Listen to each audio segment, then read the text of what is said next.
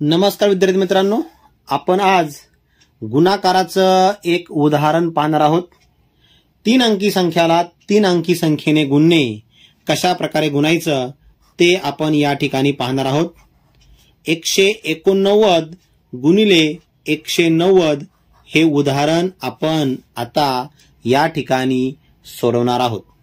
सर्वात अगोदर या उदाहरणाची मी उभ्या स्वरूपामध्ये मांडणी करून घेतो। 189 गुणिले 190 अशा प्रकारे मी याची मांडणी केलेली आहे। आता लक्षात घ्या, या ठिकाणी शून्याने ह्या 9 ला गुणायचं, नंतर 8 ला गुणायचं आणि 1 ला गुणायचं, म्हणजे या शून्याने ह्या तीनही अंकांना गुणायचं, नंतर या 9 ने या तीनही अंकांना गुणायचं आणि नंतर ह्या 1 ने ह्या तीनही अंकांना गुणायचं। एक एक अंकाने ह्या तीनही अंकांना गुणून घ्यायचं। आता अगोदर मी या शून्याने वरच्या तीनही अंकांना गुणून घेतो, मग 0 9 0, शून्याने कोणत्याही अंकाला गुणलं तर उत्तर 0च येतं। 0 8 0, 0 1 0, या प्रकारे। आता या शून्याने मी वरच्या तीनही अंकांना गुणून घेतले। आता या 9 ने गुणायचं आहे, परंतु 9 ने गुणण्या अगोदर 9 हा दशक स्थानी आहे, म्हणून या ठिकाणी मी दशकाचा 1 0 देऊन टाकतो। मग दशकाचा 1 0 दिला या ठिकाणी, किंवा या ठिकाणी मी फुली मारतो, म्हणजे तुमच्या लक्षात येईल। आता मग या 9 ने या 3 अंकांना गुणूया। आता 9 ने या 9 ला गुणूया। 9 9 81, म्हणजे 9चा पाडा 9 पर्यंत बोलायचा। मग 81 पैकी ते 1 लिहिले आणि हा जो 8 आहे तो पुढच्या घरामध्ये हातचा दिला। 9 9 81, त्यापैकी 1 खाली लिहिले आणि हातचा 8 पुढच्या घरात दिला। आता 9 ने 9 ला गुणले, आता या 9 ने या 8 ला गुणायचं। 9 8 72 आणि 72 मध्ये हे वरचे हातचे 8 मिळवूया।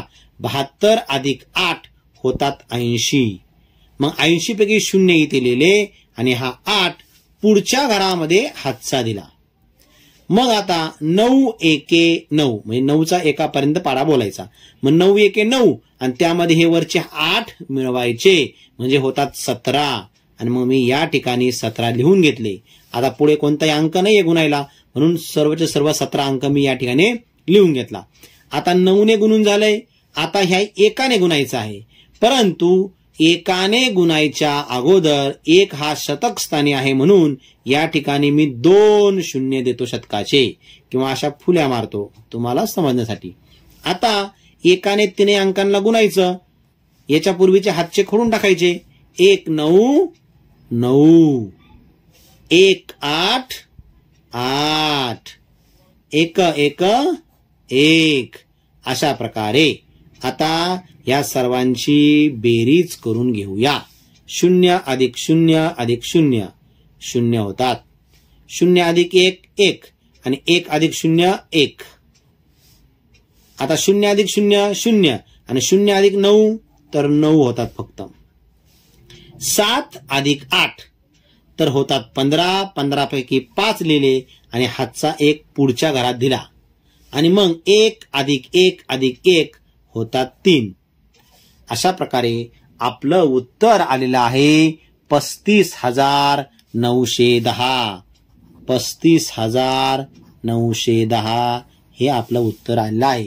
अशा प्रकारे गुणाकार हा फार सोपा असतो, व्यवस्थित काळजीपूर्वक समजून घ्या।